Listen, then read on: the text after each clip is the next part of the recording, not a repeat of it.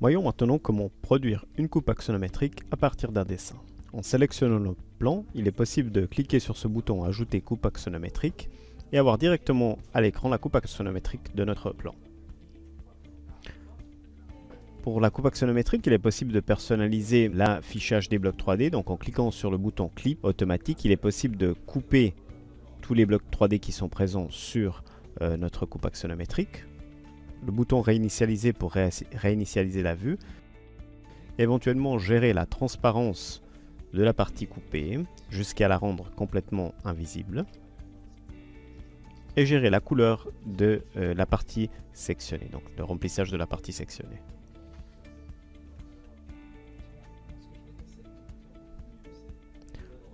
Il est également possible de produire des coupes axonométriques sur les coupes de la même façon, donc en sélectionnant la coupe sur le niveau, il est possible d'ajouter la coupe axonométrique et obtenir le dessin. Même dans ce cas, nous pouvons personnaliser le remplissage des parties sectionnées en choisissant la couleur qui nous convient le mieux.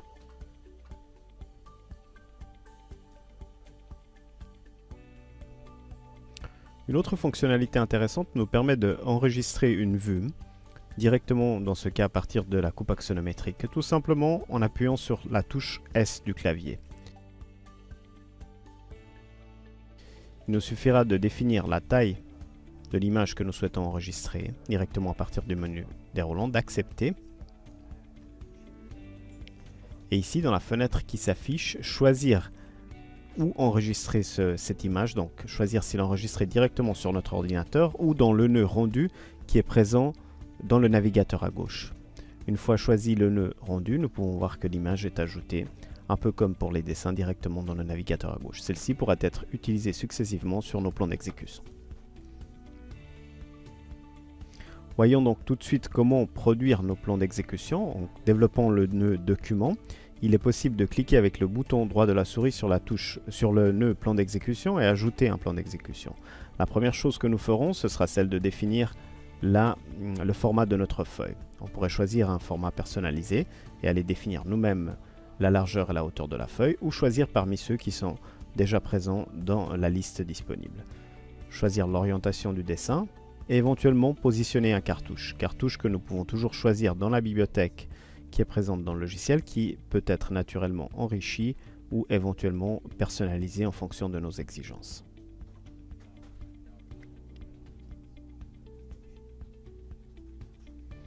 Une fois défini le format de la feuille et le positionnement du cartouche, pour mettre ensemble tout ce que nous avons produit jusqu'à présent, il nous suffit tout simplement de glisser-déposer à partir du navigateur sur la gauche les dessins qui nous intéressent. On commence par exemple par cette coupe.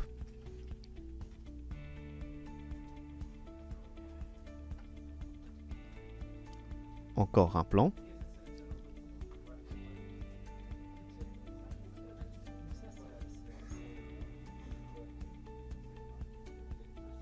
Une élévation.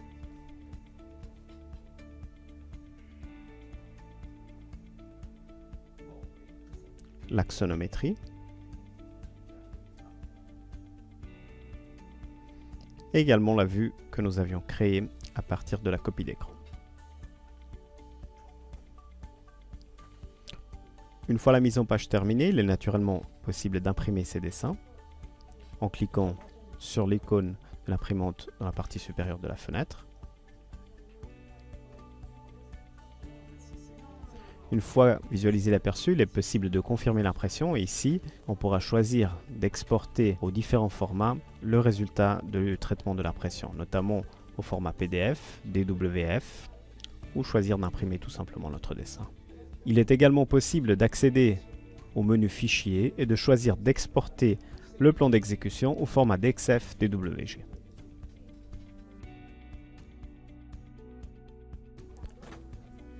Voyons maintenant comment travailler à l'intérieur de l'environnement terrain toujours disponible dans Edificius. En accédant à l'environnement terrain, la première chose à faire, ce sera celle d'aller modéliser le relevé de notre terrain. Donc je clique sur l'objet spécifique présent dans le menu des objets. Je peux choisir de modéliser directement à main libre ou éventuellement d'aller importer mon terrain depuis Google Maps. Dans cet exemple, on choisira de modéliser le terrain à main libre. On ira définir le contour du terrain point par point. et à la fin confirmer sur le coche dans la partie supérieure de la fenêtre. Il est possible de modéliser la morphologie du terrain à l'aide de courbes de niveau, plan côté et point côté. Pour saisir une courbe de niveau, il suffit tout simplement de cliquer les points qui correspondent à celle-ci.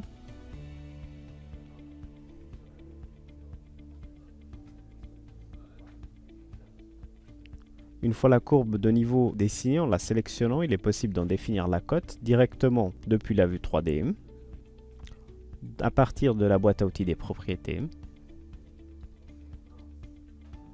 Donc, en sélectionnant la courbe de niveau qui nous intéresse, en allant modifier la cote correspondante dans la boîte à outils des propriétés.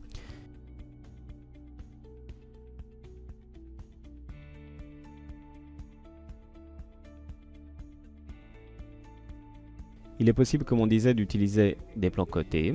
Donc il me suffit de définir le périmètre des points qui m'intéressent. Quand le périmètre est identifié correctement, on voit que la surface est mise en évidence avec une sorte de remplissage transparent à l'intérieur.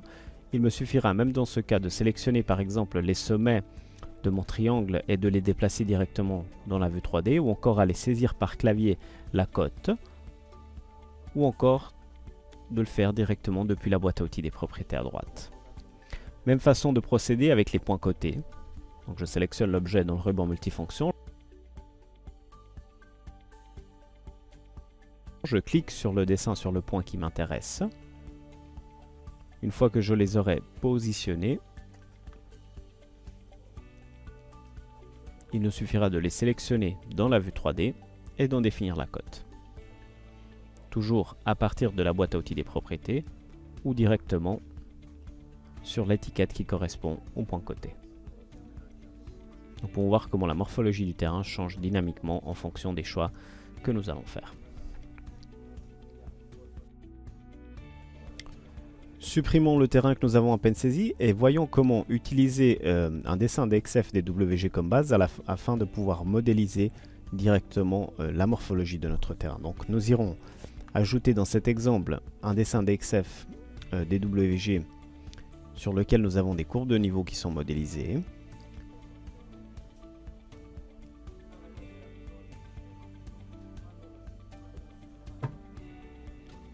La première chose à faire est celle de définir le facteur d'échelle, donc aller d'une certaine façon adapter l'unité de mesure du dessin d'XF DWG à celle de notre dessin. Dans ce cas, on utilise dans les deux cas le mètre, donc il sera suffisant d'utiliser le facteur d'échelle numéro 1. Il est possible de personnaliser la couleur des courbes de niveau afin que celle-ci soit plus évidente à l'écran. Et même dans ce cas, il nous faudra modéliser tout d'abord le périmètre de notre terrain. Cette fois, on utilisera le bord de notre courbe de niveau pour l'identifier.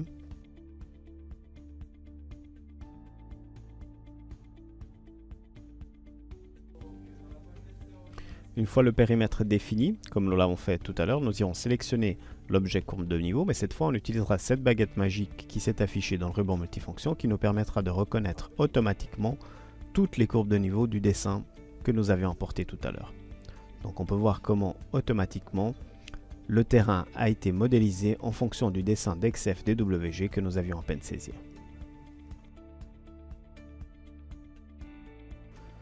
Pour positionner le terrain autour du bâtiment, nous devons exploiter le point d'origine du terrain. Celui-ci nous permettra de créer un lien entre le terrain que nous avons à peine modélisé et le système de référence altimétrique du bâtiment. Donc dans Edificius, nous avons un système de référence altimétrique lié au terrain et un autre lié au bâtiment.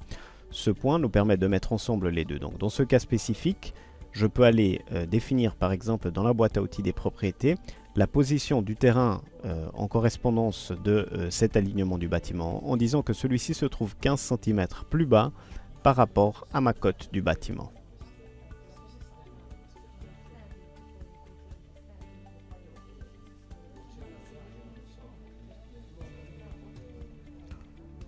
Une fois le terrain positionné, voyons comment modéliser une route par exemple. Dans ce cas, on se déplacera sur un niveau de conception. Et toujours dans le ruban multifonction, nous irons choisir l'objet correspondant. À droite, dans la boîte à outils des propriétés, nous avons toutes les caractéristiques de la route. Parmi celles-ci, il est possible par exemple d'aller modifier la largeur de la route. Il nous suffira ensuite d'aller cliquer sur les points qui nous intéressent. Même dans ce cas, il est possible d'utiliser les touches F5 et F6 pour choisir l'alignement de notre route.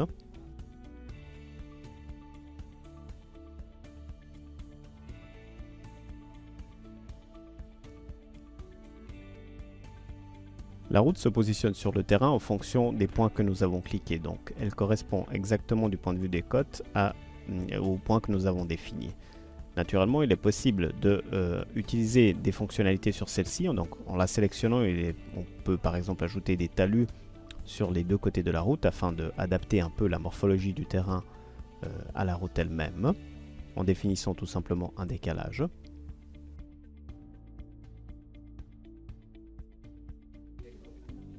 Ou encore ajouter par exemple un trottoir sur un des côtés de la route, toujours en la sélectionnant et en exploitant ces boutons qui s'affichent dans le ruban multifonction en haut, en définissant la largeur et la hauteur du trottoir.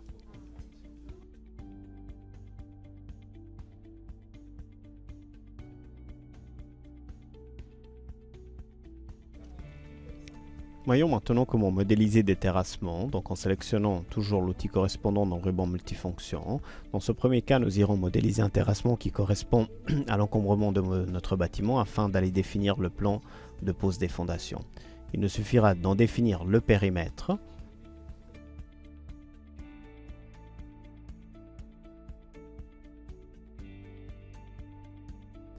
Ensuite, à partir de la vue 3D, exploiter cette fonctionnalité qui nous permet de mettre en transparence le terrain, sélectionner le terrassement en y cliquant dessus, et à l'aide de ce petit cône vert qui s'affiche au centre du terrassement et en exploitant les accrochages que le logiciel nous propose, positionner correctement le terrassement sur notre bâtiment.